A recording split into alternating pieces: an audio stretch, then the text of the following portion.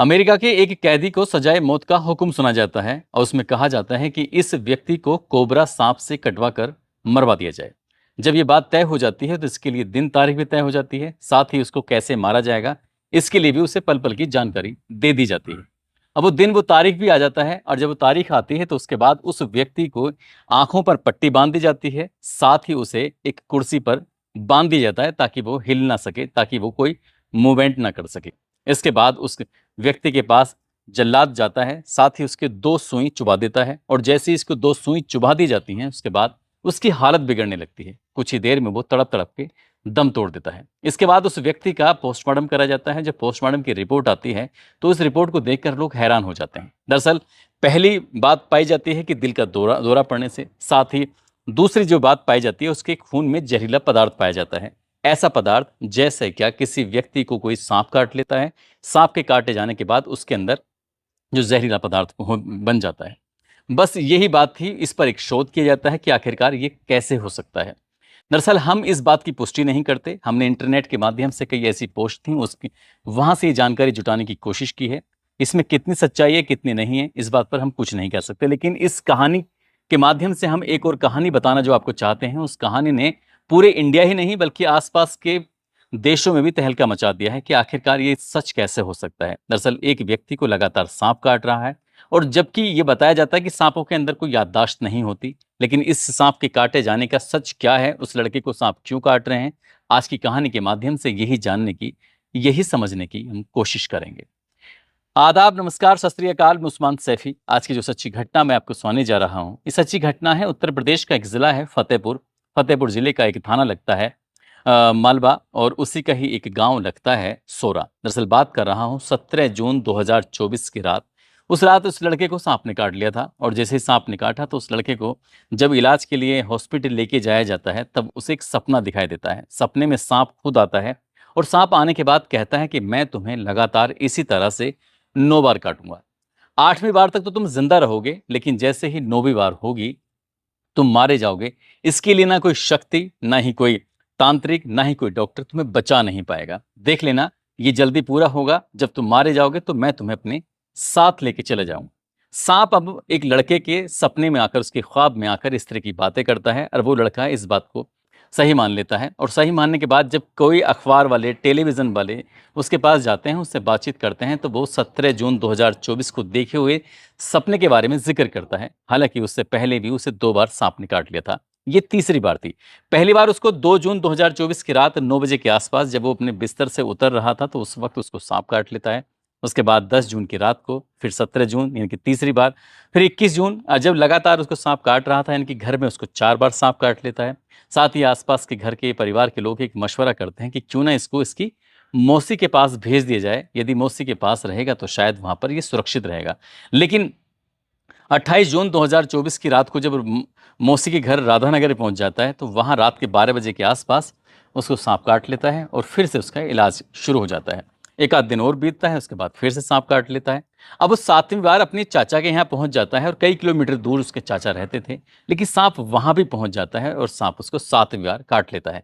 यानी कि 40 दिन में एक ही लड़के को, जिसका नाम विकास दुबे होता है, जिसकी उम्र लगभग 24 साल के आसपास होती है, और 7वीं बार जब सांप काट लेता है तो जब 5वीं बार हुई थी, 5वीं और छठी 7वीं बार हुई थी, तभी से ये कहानी सोशल मीडिया पर वायरल होने लगती है और फिर लोगों में चर्चा का विषय बन जाता है।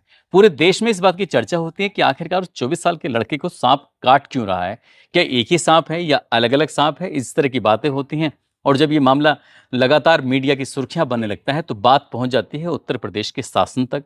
शासन तक जैसी बात पहुंचती है तो, क्योंकि एक तरफ तो इससे एक घटना चल रही थी कि सांप काट रहा है, दूसरी बात ये चल रही थी कि कहीं इसमें अंधविश्वास तो नहीं फैलाया जा रहा है, तीसरी बात ये चल रही थी कहीं लड़का ये खुद को हाईलाइट करने के लिए, अपना नाम रोशन करने के लिए, मीडिया में छाने के लिए, कहीं ऐसा तो नहीं कि वो नाटक कर रहा हो।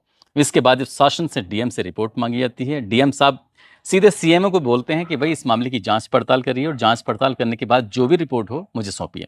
अब जब डीएम साहब ने आदेश दिया सीएमओ साहब को, तो सीएमओ साहब ने आदेश दे दिया अपने डिप्टी सीएमओ को, जिनका नाम होता है डॉक्टर आर के वर्मा। अब आर के वर्मा ने 3 सदस्यीय एक टीम गठित की और टीम गठित करने के बाद उनसे कहा कि जितनी जल्दी हो सके रिपोर्ट सौंप दीजिए, ताकि ये रिपोर्ट डीएम साहब के पास जाएगी, डीएम साहब से ये रिपोर्ट शासन तक जाएगी, क्योंकि इसमें कोई ना कोई बात जरूर है। आखिरकार इसके पीछे रीजन क्या है?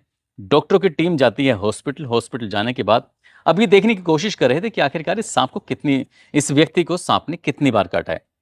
वहां से पता चलता है कि 6 बार सांप ने काटा है। वो उसकी सारी रिपोर्ट, जो अभी तक डॉक्टर उसे दवाइयां देते थे, जो भी इंजेक्शन देते थे, जैसी जैसी प्रक्रिया थी उस प्रक्रिया से जो गुजर रहे थे, एक फाइल हॉस्पिटल के अंदर तैयार की जाती है। जब उसकी फाइल को देखा जाता है तो उससे पता चलता है कि इस लड़के को सांप ने सिर्फ 1 बार काटा है, बाकी 6 बार बिल्कुल भी नहीं काटा।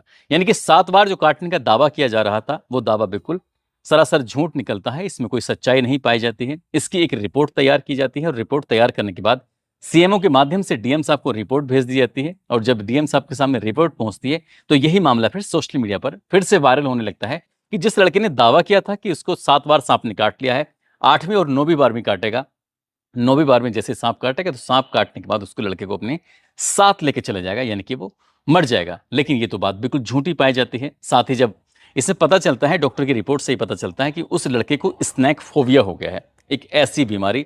बस वो लड़का जो उससे डरने लगता है और अपने मन ही मन में अंदर से ये सोचने लगता है कि मुझे सांप काट रहा है। हैरान करने वाली बात यह है कि जितनी बार भी उसने दावा किया है उतनी बार किसी ने सांप को उसे काटते हुए देखा ही नहीं है। चाहे वो मौसी के यहाँ रहा हो या चाचा के यहाँ पे रहा हो या फिर अपने परिवार के बीच में रहा हो। हालांकि उसको जब ये काटने की बात करता था तब उसे चारों तरफ से लोग घेरे भी रहते थे, उसका इर्द गिर्द कोई ना कोई होता था, बस वही शोर मचाया करता था। इसके लिए वो कई तांत्रिकों के संपर्क में आए, डॉक्टरों के भी संपर्क में आए, साथ ही कई ऐसे प्रतिष्ठित जगहों पर भी गए जहाँ से कुछ राहत मिल सकती थी। जहाँ पर बताया जाता है कि मंदिरों में भी वो जाता है ताकि उसे राहत मिल जाए। परिवार के लोग उसे बचाना चाहते थे, इसलिए उसके लिए लगातार लग जाते हैं। लेकिन हैरान करने वाली बात यही है कि अगर उसे स्नैक फोबिया हो गया है तो उसका फिर डॉक्टर ने कहा कि इसका मनोचिकित्सक के द्वारा इसका इलाज कराया जाना चाहिए। लेकिन दिलचस्प बात यही है कि जब उसे सांप ने काटा ही नहीं है, सांप ने सिर्फ 1 बार काटा है, तो उसके शरीर के अलग अलग हिस्सों पर दो जैसे सांप काटता है, दो जैसे निशान बन जाते हैं। तो वो निशान किस चीज़ के हैं, ये एक सवाल करने वाली बात है। साथ ही इस मामले की अभी और भी जांच कराया जाना बाकी है और कराना भी चाहिए। ये जानना चाहिए कि आखिरकार जब सांप काटता नहीं है और उसके एक वहम है, उसको सपना दिखाई देता है और सपने को ही वो सच मान लेता है, तो वो निशान किस चीज़ के हैं, निशानों की जांच भी होनी चाहिए। साथ ही जांच उन डॉक्टरों की भी होनी चाहिए कि जब इसके डॉक्टर के पास ये लगातार पहुंच रहा है कि साहब सांप ने काट लिया है, एक बार की वो पुष्टि करते हैं कि 1 बार काटा है, तो उन्होंने फिर ये बात सीएमओ की रिपोर्ट क्यों नहीं दी अपने स्तर से, क्यों ये वो इलाज कराते रहे, क्यों इस तरह की अफवाह फैलती रही। फिर ये मामला सोशल मीडिया पर अखबारों के माध्यम से जब लगातार वायरल होता है, हर किसी व्यक्ति के दिमाग में तरह तरह की बातें पलने लगती हैं। कोई कहने लगता है कि नागिन अपना बदला लेने के लिए आ रही है, जैसे फिल्मों में कहानियां दिखाया करते थे, इस तरह की बातें चलनी शुरू हो जाती हैं। यदि लड़के को सचमुच स्नैक फोबिया है तो इसके इलाज में देरी किस बात की हो रही है। जिस तरह से अमेरिका की एक कहानी के बारे में इंटरनेट के माध्यम से पता चलता है कि वहां पर एक कैदी को सजाए मौत का हुक्म सुनाया जाता है। कहा जाता है कि इसको कोबरा सांप से कटवा कर इसको मौत की सजा दी जाती है। और जब ये मौत की सजा के देने का वक्त आता है तो उसको कोबरा से नहीं कटवाया जाता, बल्कि 2 सुई चुबा दी जाती हैं। और जब 2 सुई चुबा दी जाती हैं तो ठीक उसकी वैसे ही मौत होती है जैसे कि किसी व्यक्ति को सांप के काटे जाने के बाद मौत हो जाती है। यदि ये बात सच हो जाती है, उस लड़के को सपना दिखाई देता है, उसे स्नैक फोबिया है, तो 7 बार तो हो चुके हैं, उसके हिसाब से 8वीं और 9वीं बार अगर हो जाता है और सचमुच उसकी मौत हो जाती है, तो इसकी मौत का जिम्मेदार आखिरकार कौन होगा। इसलिए शासन प्रशासन की जिम्मेदारी बनती है कि उस लड़के का जल्द से जल्द इलाज कराया जाए और ये भी पता किया जाए कि वो जो काटने के निशान थे वो आखिरकार निशान वो खुद बनाता है या फिर उसके अपने आप से बन जाते हैं। क्या इसके पीछे रीजन है, क्या वाकई उसकी जान को खतरा है या फिर वो कोई कहानी गढ़ रहा है या सोशल मीडिया पर वायरल होना चाहता है। अभी इसमें जो जिस तरह से 3 डॉक्टरों की टीम जाती है हॉस्पिटल में जाने के बाद वो कागज की पड़ताल करती है, वहां तक बात सीमित नहीं है, बल्कि इसको और गहराई से जांचने परखने की जरूरत है। आखिरकार इसके पीछे सच क्या है, क्योंकि जिस तरह से जितनी तेजी से ये मामला वायरल होता है उतनी तेजी से लोग इस कहानी के बारे में सच भी जानना चाहते हैं और प्रशासन की शासन की जिम्मेदारी बनती है कि इसका सच भी सामने ला कर दिया जाए। दोस्तों, इस पूरे घटनाक्रम को सुनाने का उद्देश्य है किसी को परेशान करना नहीं है, किसी का दिल दुखाना नहीं है, बल्कि आपको जागरूक करना है, आपको सचेत करना है। और जो हमने कहानी पहली सुनाई थी उस कहानी का भी कोई हमारे पास कोई पुख्ता सबूत नहीं है, पुख्ता जानकारी नहीं है, लेकिन इंटरनेट के माध्यम से जो मिला था वही आपको बताया गया है। जाते जाते आज हरियाणा के रहने वाले शीतल खटाना हैं और साथ ही अररिया की शिखा हैं। आज इनका जन्मदिन है, इनको जन्मदिन की ढेरों सारी शुभकामनाएं, बहुत बहुत मुबारकबाद। साथ ही कुछ लोगों ने नाम लेने की अपील की है, जिसमें प्रीतम सिंह हैं, शमशुद्दीन खान हैं, रजनी टंडन, सुनीता प्रजापति, सुहेल सिद्दीकी, मुनीब यादव, यश कुमार, योगेंद्र सिंह, तरुण कुमार, उषा सिंह, मोना यादव, कादिर सैयद, सचिन कुमार, कमल सिंह, प्रशांत शर्मा, नीरज श्रीवास्तव, ललित मोहन मिश्रा, विमल कुमार। आप सब लोग अपना ख्याल रखें, सुरक्षित रहें। जय हिंद, जय भारत।